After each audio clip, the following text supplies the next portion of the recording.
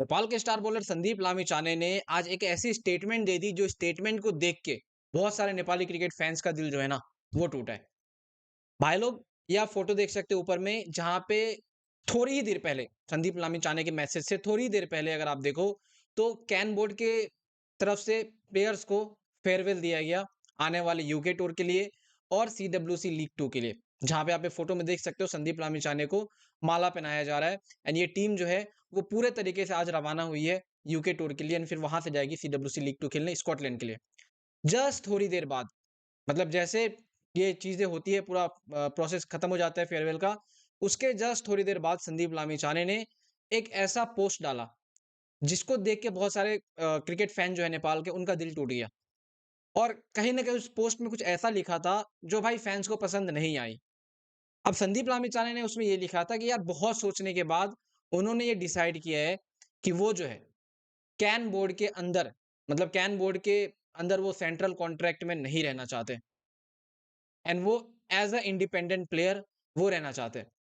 भले ही वो अभी खेल रहे कंट्री के लिए और आगे भी खेलेंगे, नेपाली जर्सी में आपको दिखेंगे, नेपाल टीम के लिए खेलते हुए दिखेंगे, देश के लिए खेलते हुए दिखेंगे, लेकिन वो सेंट्रल कॉन्ट्रैक्ट में रह के नहीं खेलेंगे। और अगर आपको मैं बताऊं तो भाई सेंट्रल कॉन्ट्रैक्ट में नहीं रहने का मतलब भी ये है कि भाई प्लेयर की कोई गारंटी नहीं होती है कि फ्यूचर में आने वाले मैचेस में वो टीम में रह के खेलेगा या नहीं खेलेगा। और जिस तरीके से संदीप लामिछाने ने वो मैसेज लिखा है, वो जो पोस्ट लिखा है, उसमें अगर आप मेरे से पूछो, तो संदीप ने ये क्लेरिफ़ाई किया है कि भाई उनका ये पर्सनल डिसीज़न है, जो कि प्रोफ़ेशनली उनको जो है यहाँ पे प्रोफ़ेशनल करियर के लिए उनके जो है, मेरे हिसाब से वो ठीक रहेगी। उन्होंने ये चीज़ें कही है। लेकिन अगर आप मेरे से पूछो, तो भाई मैं कहूँगा कि मामला कुछ अलग सा ही है। ऐसा लग रहा है कि भाई नेपाल क्रिकेट टीम के अंदर सब कुछ सही नहीं है। संदीप लामिछाने और कैन बोर्ड के अंदर जो है ना, वो सब कुछ सही नहीं है। कुछ तो ऐसी चीज़ें चल रही है, जो हमें और आपको नहीं पता है। बाकी देखो, कुछ-कुछ चीज़ों पे हम लोग स्पेकुलेशन लगा सकते हैं और सेंट्रल कॉन्ट्रैक्ट में नहीं रहने का मतलब क्या होता है, उसके बारे में आपको बताऊँगा आगे थोड़ा। सबसे पहले तो ये मेरे हिसाब से लगता है कि भाई सब ये कैप्टेंसी का मैटर है, क्योंकि अगर संदीप लामिछाने को फॉलो करते हो, तो भाई उनके अगर आप पोस्ट वगैरह देखोगे कुछ महीनों की ही मैं बात कर रहा हूँ, तो बहुत ही ज़्यादा क्रिप्टिक पोस्ट जो है वो डालते हैं। जहाँ पे वो कभी लिखते हैं कि भाई किसी ने मुझे बिट्रे कर दिया, कोई मेरे पीठ पीछे जो है यहाँ पे चीज़ें चल रही है, मेरे पीठ पीछे पॉलिटिक्स चल रही है। ये सारी चीज़ें उनको ऐसा महसूस होता है और उनको लगता है कि ये ऐसी चीज़ें चल रही है। बाद में हम देखते हैं कि भाई कोर कैंप 2 में वो एज़ अ कैप्टन बहुत अच्छा करते हैं। और आप देखो पहले भी उन्होंने ऐसा कैप्टन बहुत अच्छा किया था, तो सबको लगा था कि चलो उनको वाइस कैप्टेंसी मिल जाएगी और इस सीरीज़ के लिए जो है रोहित पौडेल कैप्टन रहेंगे। लेकिन उनको वाइस कैप्टन नहीं बनाया जाता है, दीपेंद्र सिंह एरी को बनाया जाता है।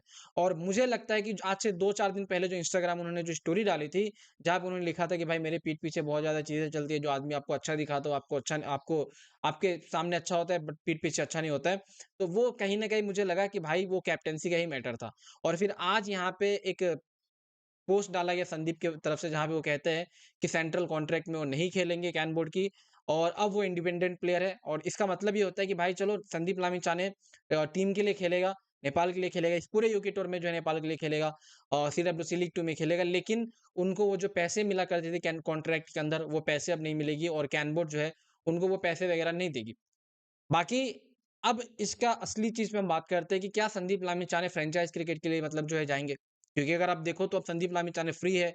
वो कैन बोर्ड के सेंट्रल कॉन्ट्रैक्ट के अंदर नहीं है, मतलब वो एक फ्री प्लेयर है। तो फ्री प्लेयर को अगर आप देखो तो दुनिया भर में जो फ्रैंचाइज़ लीग चलती है, वहाँ पे जा के खेल सकते हो। तो क्या संदीप लामिछाने ऐसी प्लानिंग कर रहे हैं कि आने वाले टाइम पे भाई मैं दुनिया की फ्रैंचाइज़ में खेलूँगा या फिर एक अलग कंट्री से खेलूँगा? क्योंकि ये बहुत ही ज़्यादा बड़ा डिसीज़न कहूँगा मैं कहूँगा होता है भाई किसी भी प्लेयर के लिए।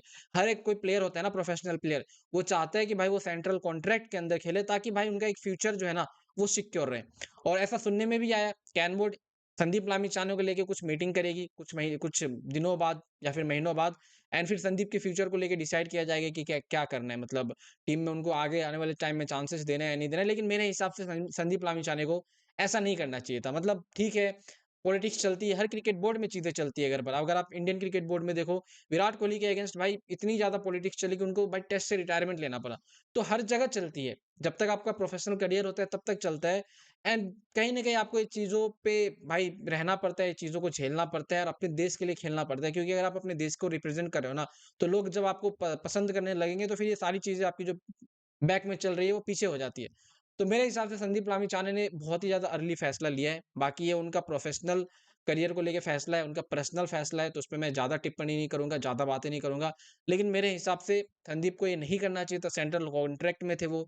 टीम अभी बहुत ही मुश्किल टाइम पे खड़ी है, पॉइंट्स टेबल में सबसे लास्ट है। 2027 का वर्ल्ड कप यहाँ पे मतलब खेलेगी, नहीं खेलेगी, उसको लेके भी डाउट है।